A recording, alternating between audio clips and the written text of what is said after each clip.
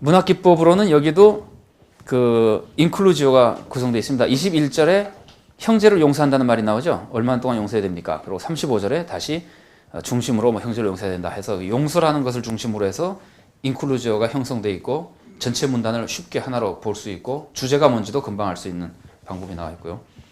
그 다음에 대조법을 많이 쓰고 있는데 대조는 우리가 보는 대로 그 숫자의 대조가 많이 나오죠. 베드로가 7번까지 하리까 그랬더니 예수님이 70번에 7번씩 해라.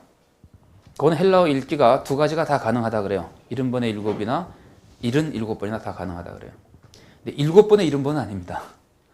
그 중요하진 않지만 70번씩 7번이다. 아니면 77번이다. 이렇게 이제 읽을 수는 있습니다. 그래서 그 숫자의 대조가 나타나고 그 두 종 간의 대조도 채모에게 차이나 운명에 대한 차이가 극명하게 대조되고 있고 첫 번째 종과 왕의 대조도 아주 극명하게 대조되어 있습니다. 왕의 처음에는 엄격한 모습과 종이 아주 비참한 모습이 강조됐다가 거기에서 왕의 자비가 나타나고 그 다음에는 왕의 자비와 종의 무자비한 모습이 대조되고 거기서는 왕의 엄격한 모습이 나타나고 뭐 이런 것들이 쭉 대조됩니다. 그 다음에 과장법이 상당히 많고요. 그 비제 엑소 이건 알레고리적이기 때문에 과장법을 통해서 실제로 우리들의 모습을 상징하는 것으로 적합하다 그거죠. 그래서 이제 거금의 빛, 그 다음에는 가족을 노예로 삼는 것 이런 거는 실제 유대 사회는 일어나지 않는 일이거든요. 고문자에게 넘기는 것도 헤롯은 그런 적이 있다고 합니다만 유대 사회에서는 하지 않는 일입니다. 그래서 이 비유를 사실적으로 보자면은 알레고리적으로 보지 않고 사실적으로 실제로 자주 일어나는 일로 본다면은 이거는 그 유대 지방에서 일어난 사건이 아니고 굉장한 대제국, 뭐 아시리아나 바벨론이나 페르시아 같은 대제국에서 한 지역을 막 크게 다스리는 봉신들이 있잖아요. 그래서 옛날에 중국으로 하면 더 쉬울지 모르겠는데 중국 같은 경우에 황제가 있고 아주 큰 나라들을 왕들이 다스리고 있잖아요. 그런 식으로 보면은 조금 사실적이다 그러는데 사실적으로 보기에 잘 안 맞습니다. 도대체가 한 달란트라고 하는 액수가 미안합니다. 1만 달란트라고 하는 액수는 봉신에게도 너무 크다 이거예요. 한 봉신이 지니기에는 그건 너무 크다. 이게 이제 사실적으로 보면 세금이라고 보통 생각해요. 1년분 그 바쳐야 될 이 지역에서 뭐 소아시아면 소아시아 지역에서 전체에서 바쳐야 될 무슨 지역이다. 아시아주나 뭐 이렇게 갑바도기아 거기서 바쳐야 될 액수라고 하더라도 1만 달란트는 너무 크다는 겁니다. 로마 제국 전체에서 거둔 게 1만 달란트 정도 된 적이 있었다고 그래요. 그런데 그게 너무 많아가지고 줄여줬다고 하는 그 얘기가 있거든요. 그 정도니까 봉신으로서도 1만 달란트는 너무 많습니다. 더군다나 첫 번째 종이 그렇게 어마어마한 그 지역을 다스리는 종 같은 모습을 안 보여주죠, 그죠? 짜잔하잖아요. 여러분 그거 아시나요? 짜잔하다는 거는 전라도 사투리인지 모르겠는데 다른 데서 씁니까? 짜잔하다. 예. 어쨌든 그래서 그 표현도 두 번째 종하고 첫 번째 종하고의 관계에 대한 표현도 동료 종이고 그 다음에 하는 짓이나 이런 걸 볼 때 그렇게 봉신 스타일로 나타나지 않기 때문에 역시 알레고리적으로 보는 것이 더 좋다고 생각이 됩니다. 자, 저자가 독자의 지식에 대해서 좀 보면은요, 용서하는 모습에서요, 유대인들은 보통 몇 번 정도 용서하면 잘한다 그러죠? 3번이죠. 보통은 3번이라 그래요. 그런데 학자들에 따라서는 4번 정도로 보는 경우가 있다고 보는 학자들도 있는데, 그 여러 가지 뭐 랍비들의 표현들도 중간에 유대 거기에 있지만 조금 그대로 거슬러 올라가면요, 아모스 읽어보면 이런 말이 나오죠. 뭐 가사의 서너 가지 죄로 인하여 내가 내 벌을 돌이키지 아니하리니 뭐 이런 말 나오죠. 그래서 서너 가지 죄 때문에 벌을 돌이키지 않는다라는 표현으로 인해서 3번 혹은 4번이라고 하는 그 어떤 전승이 남아있지 않나 하고 보는 견해도 있고 그렇습니다. 근데 보통은 3번이라고 보고, 목사님들 혹시 책을 보시다 보면은 4번까지라고 하는 견해의 책도 한번 보실지 모르겠습니다. 어쨌든 그 정도인데, 베드로는 많이 봐가지고 이제 그 7번을 물어보거든요. 그러니까 굉장히 베드로가 많이 배운 거죠, 예수님께. 어느 정도 안 거죠.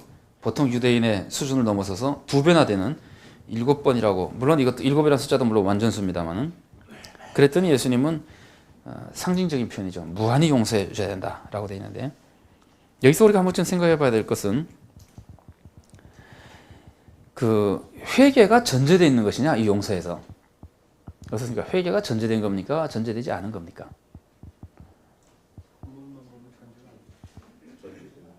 네. 이 문맥에서 보면은요. 그 이제 표현이 조금 제가 지금 질문한 질문 자체가 조금 그 부정확한 질문이긴 한데 우리가 그냥 일상적인 표현만으로 비추자면은 요 문맥에서 볼 때 회개가 전제됐을까요? 전제되지 않았을까요? 요 문장만 보지 말고 전체적인 흐름으로 이렇게 볼 때 조금 어렵습니다. 그 앞에 15절부터 17절 보면은 그 권고하죠. 권고해서 말을 들었다고 하는 건 회개한 거죠, 그죠? 그러면 그때는 회개가 전제돼 있고, 그 다음에 계속 말을 안 들은 사람은 지금 정죄해 버렸어요. 그 정죄했고, 그 다음에 이제 비유로 들어가서 첫 번째 종은 어떻습니까? 첫 번째 종은 회개를 하는 모습에 가깝습니까? 안 하는 모습에 가깝습니까? 탕감해줄 때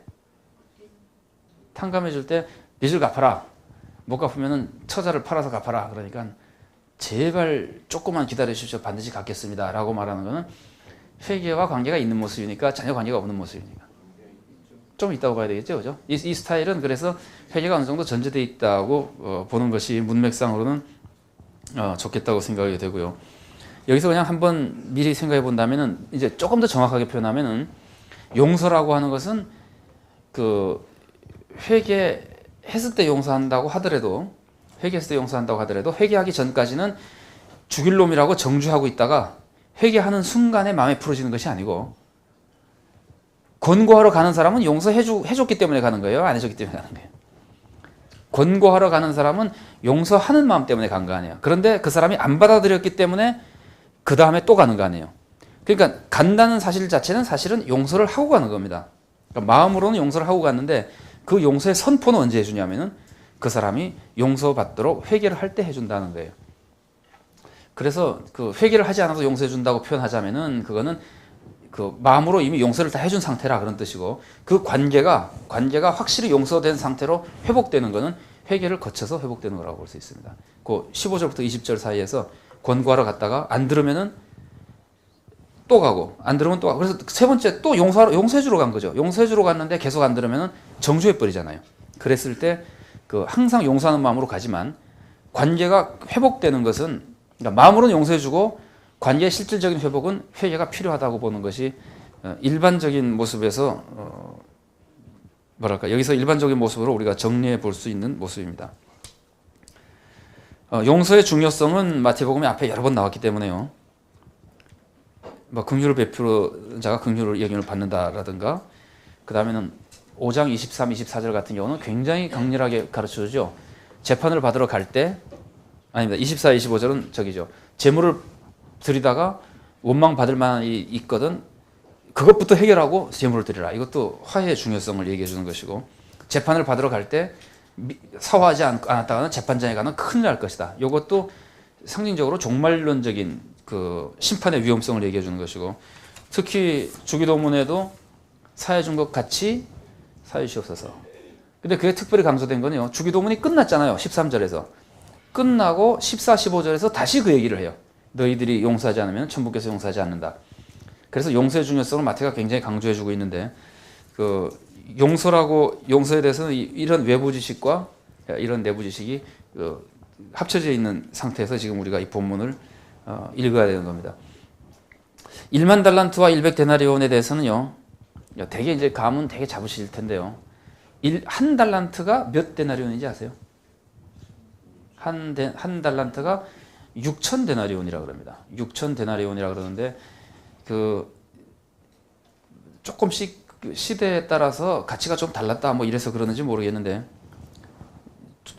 조금 이렇게 딱 끊어 얘기하는 것을 싫어하는 학자들은 5천 내지 만이라고 얘기하는 사람들도 있고 그렇습니다. 그래서 만 배 정도 된다고 그러니까 만 데나리온 정도 된다고 하는 사람들도 있고 근데 보통 우리가 알고 있는 표에 의하면 6천 데나리온입니다. 6천 데나리온이면은 이제 일당을 보통 한 데나리온으로 보니까요. 한 사람이 한 20년 정도라 그러는데 실제로 그 단위 사람들이 300일 정도 일하기 어려웠어요. 안식일 날 쉬고 뭐 일 안 되면 또 쉬고 뭐 축제 쉬고 이러다 보면은 200일 좀 넘어 정도 했다 그러면은 뭐 25년 이상이 될지도 모르겠고 하여튼 한 달란트라고 하면 굉장히 큰 돈인데 이 10,000달란트가 얼마나 큰 돈이냐를 짐작하기 위해서 다른 자료를 지나가면서 말씀드려 본다면은 헤롯 대왕, 그러니까 그 다 다스리던 헤롯 대왕의 1년 수입이 900달란트를 넘지 못했다 그럽니다. 1년 수입이. 그 다음에 갈릴리와 베레아 지방, 이 베레아라고 하는 것은 그 요단강 동편에 있는 지역을 얘기합니다. 베레아 지방, 갈릴리와 그쪽 베레아 지방의 온 지역의 1년 세금이 200달란트였다 그러고요. 그래서 이 10,000달란트라고 하는 숫자는 아까 제가 알레고리적인 표현이라고 말씀을 드렸습니다. 아니, 알레고리적인 의미의 과장된 표현이라고 말씀드렸습니다만은 화폐 단위 중에서는 제일 큰 단위하고 수의 단위 중에서는 제일 큰 단위하고를 합쳐놓은 것일 것이다. 이렇게들 많이 생각해서 아주 엄청난 액수다고 하는 것이 강조되는 얘기입니다. 일반적으로 개인이 질 수 있는 빚이 아니고요.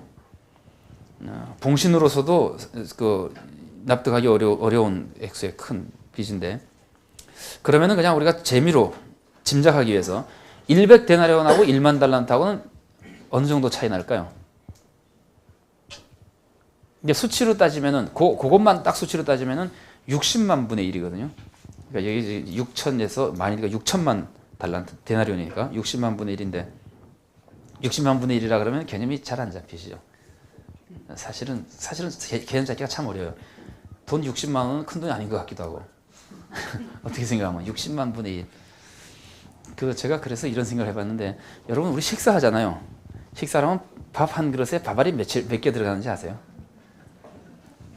그거 혹시 들어보신 적이 있는지 모르겠는데, 그 가난동군학교 가면 그런 얘기 많이 하지 않습니까? 그래서 김용기 장관이 얼마나 이걸 아껴야 되는가 하는 얘기를 하시기 위해서 그 밥그릇에 따라 다르겠죠. 그런데 그 보통 좀 작은 건 하면 5,000알 정도 들어가는 거다가 봐요. 식당에서 주는 건 하면 5,000알 정도 들어가지 않을까 싶어요. 5,000알 정도 들어가면은